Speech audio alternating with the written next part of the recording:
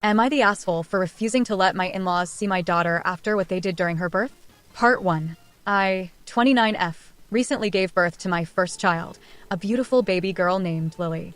My husband, 32M, and I have been over the moon, but our joy was ruined by an incident with my in-laws that I can't get over. For context, my MIL Susan, 58F, and FIL John, 60M, have always been overbearing and intrusive, but my husband and I have tried to keep the peace. Throughout my pregnancy, Susan constantly criticized my choices, from my diet to my birth plan.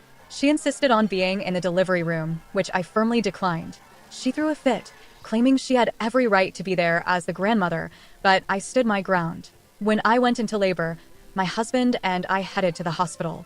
Everything was progressing normally until I was about to start pushing.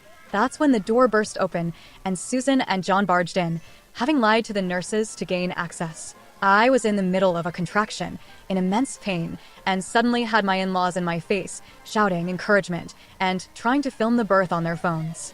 I was mortified and enraged. I screamed at them to get out, but they refused, saying they had a right to be there. My husband tried to get them to leave, but they wouldn't budge. The nurses and the other hospital staff had to physically remove them from the room. This caused such a commotion.